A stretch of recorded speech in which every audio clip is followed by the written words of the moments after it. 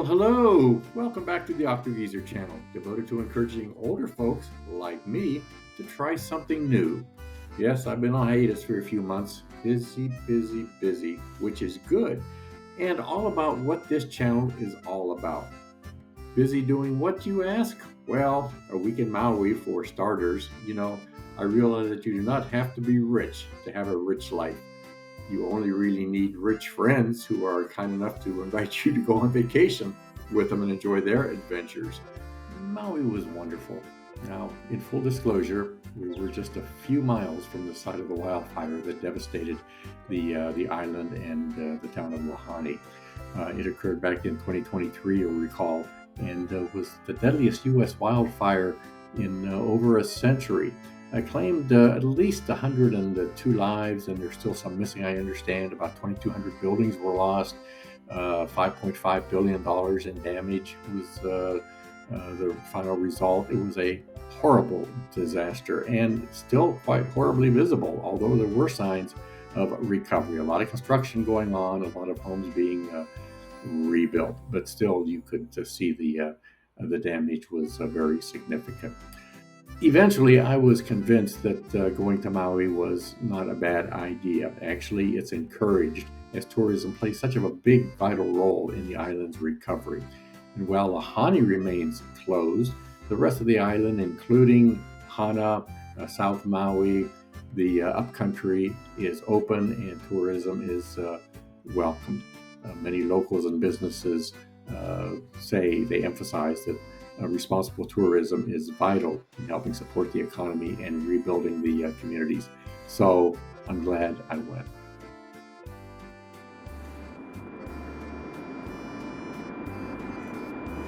To be clear, the Octo channel is not meant to be a travel vlog. Still, I like to share my adventures with my friends, so allow me to show you some sights from Maui. The west coast of Maui can be windy, which likely contributed to the Lahaina wildfires. It's a fascinating island with a rich history and stunning landscapes. Maui covers 727 square miles, making it the second largest island in Hawaii. It's nicknamed the Valley Isle. Maui earned this name due to the valley between two big volcano ranges on the island. It's the home of Haleakala. This massive dormant volcano stands about 10,023 feet and is famous for its Maui gold pineapples, known for their sweet flavor and high vitamin C content.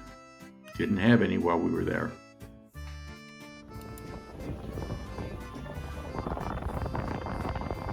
Maui is humpback whale haven. There's around 10,000 humpback whales that migrate to Maui's waters every year. We did see a couple. Unfortunately, the Octo is not quick with his camera, so I didn't get any good pictures of them. Driving the road to Hana was quite an adventure.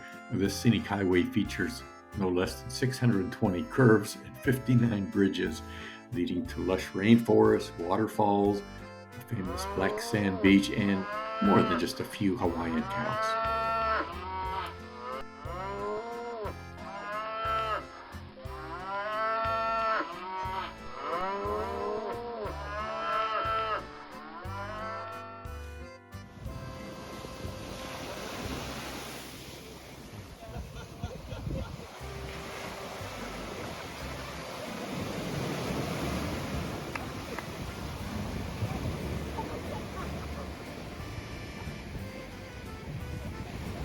Maui is truly a special place with a mix of natural beauty, history, and adventure.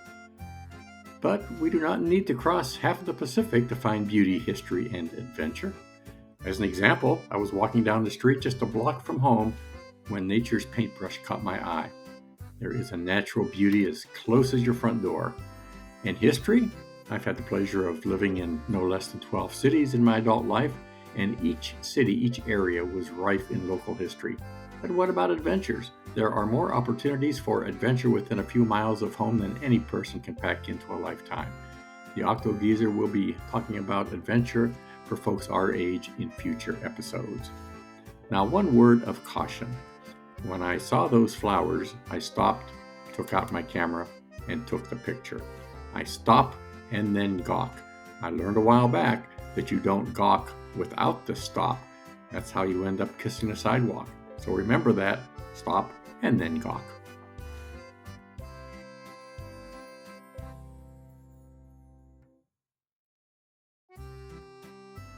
Well, I hope you enjoyed that little bit of nature.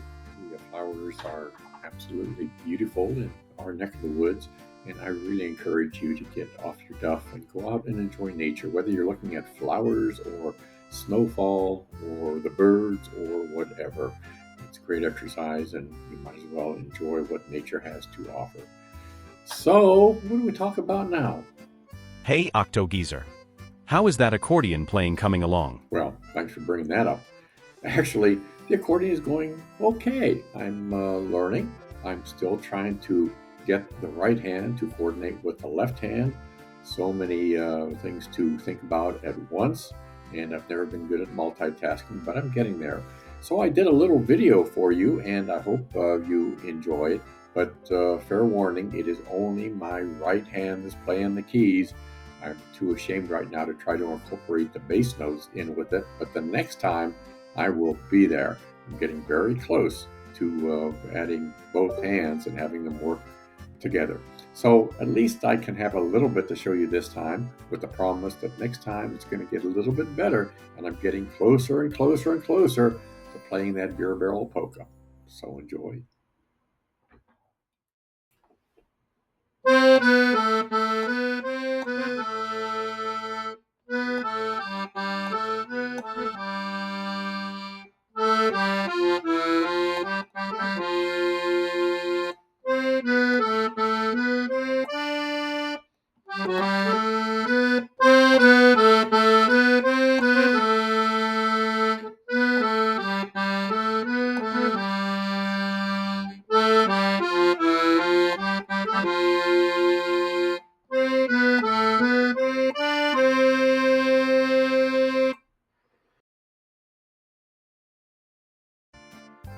So, hello, folks. This is the Old Geezer, and we are going to interview somebody from the middle of the country for this episode. We're reaching all the way out to Oklahoma City, and we're going to talk to a bouncing lady. Her name is Celeste. And Celeste, welcome to the Octo Geezer channel. I'm so glad you took the time to talk to us. So, what have you been up to lately? Well, one of the things I've been doing is called Shodo Tai Chi, and I picked it up in December, and this is April, and I just absolutely love it. I've never done Tai Chi before, and I love this particular practice. So I assume that's why you're bouncing up and down. So I've never heard of Shodo Tai Chi, so tell us what that is all about. The founder of it is a guy here in Oklahoma City, and he's originally from Vietnam. He's 77 years old now, and he invented it. A lot of it's based on acupuncture and also Tai Chi. And so I get to study with the actual founder that invented the practice every day at 6 a.m. Does Shodo have any particular meaning? I don't remember what it means. It does, but I don't remember it. And I assume that's why you're bouncing up and down, because it's part of the Shodo routine. Can you show us a little bit about it? Yeah, well, I have this yoga ball, and we bounce it over 600 times in every class, doing various other exercises while we're bouncing. Interesting. Something like this. There's a lot of like this. It could be something like this, which really prevents you from falling, which is, very common when people get older. So these are like acupuncture points, or we're going like this. Things like different things while we're bouncing on the ball. Oh, so you're doing it in a class, I assumed. Are you bouncing to music? No, but we count. 1, 1, 1, 2, 1, And sometimes I do sing because I'm a singer. So I'll be like, 1, 1, 1, 2. The teacher doesn't do that, but he likes it when I do it. And how long are these sessions? I don't imagine most of us couldn't bounce very long. The bouncing part is about maybe 50 to 55 minutes, and then there's a standing, more traditional Tai Chi that you would recognize that's about 20, 25 minutes. Okay. Do you know, is this just something that is done there locally by this one instructor, or is it something that is practiced elsewhere and you expect it to Well, spread? he travels around. He goes to California, Australia, Houston, so he has little seeds growing all over. I don't know if he's in any other countries besides Australia, but definitely he has some people teaching it there that are his students. You know, I could see where that would be absolutely fun, and some of us have balance issues, and that probably would be a good way to work on balance as well as strength. There's one exercise where it's called rotate the ball. And so you're making your hips go around in a circle. And really one of the ideas is that you're operating out of your dantian or your center, and that's where your center of gravity and center of balance is. So theoretically, I should be doing everything from my dantian or center. Oh, so any chance you could back up a little bit and maybe show us just a couple of the exercises? That would be fun. Well, one of the things, I don't know if you can even see this, but lying on the ball, can you see anything at all? Yeah. Quads, you know, and also your back is arched, which is the opposite of how we normally operate in life, all hunched over. And then we do our arms like this, in, and then we do it the other way, facing out. And so that's one of them. Then you have other things like, you know, bending over and bending back. You have some traditional things like, you know, moving your head around in a circle. I told you we have a lot of this. We do this a lot. And so this is really good for the spine and the core, and also for your heart, because you've got these hands up here above your heart, and your heart has to work to pump the blood to your hands. So that's that, and also the shoulders, because, you know, if you're maybe a little more advanced, you can see my shoulders going up and down. So it's really building shoulder strength as well. It's a practice that really holds almost anything that you can figure out that your body needs to do. Oh, I can see that. You know, I've seen people walking up and down the street taking their yoga mats to class. I don't imagine you have to take your yoga ball with you, do you? That might be a little bit I hard keep to it in carry. my car. Oh, you stick it in the car?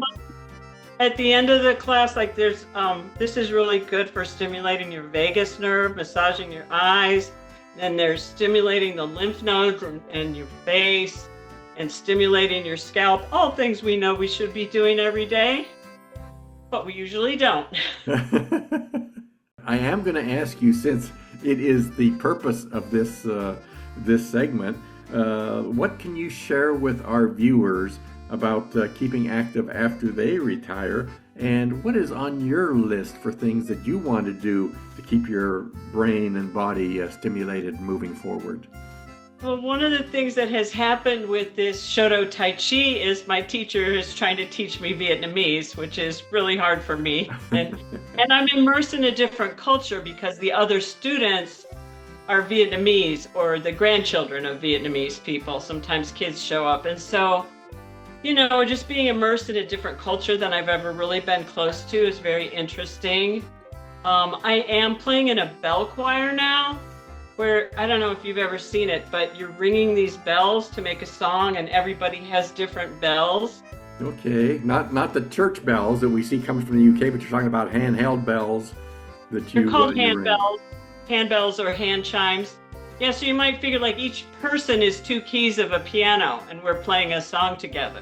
Okay, interesting. That would be fun.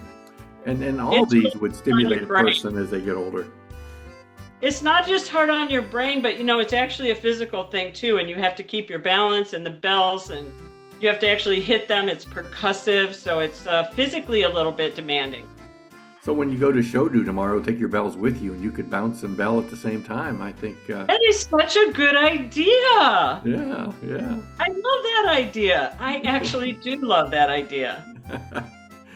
Well, Celeste, it has been an absolute thrill talking to you. I hope our viewers get excited about this. I can see Shodu exercise classes opening up all across the states, because I would actually be excited about that. I think that is something that would benefit me. I'm always being told when I can't get up out of a chair, you got to strengthen your core. And I say, I don't even know where my core is, but it looks like wherever my core is, that should strengthen it, right? Yeah. Okay. Celeste, we hope to talk to you again someday. You keep bouncing, and you've got an infectious smile, and just love talking to you today. So, Thank you. bye-bye. I hope to talk again someday. Bye. Okay, bye-bye. Well, folks, that concludes episode 4 of the Octo Geezer. I'm going to start working on episode 5 in a little bit. I've got somebody in mind that I want to interview. In fact, I've got 2 or 3 that I want to add as interviewees in future episodes. And if you know anybody that is doing something exciting in their Octo years, please let me know. I'd like to talk to them and add them to our channel. In the meantime, if you like this channel, please like it. And you can always email me at octogeezer@gmail.com. I'd love to hear from you. And please share this video with your friends and family. And the more, the merrier. I hope to see you very soon. Can't promise when it's going to be. I'm not too fast at getting these things out. Hopefully in a couple weeks, but you never know. If you like it, be sure to subscribe so that you'll get an alert when the next one comes out. Until then, you have a wonderful day and a wonderful year, and talk to you later.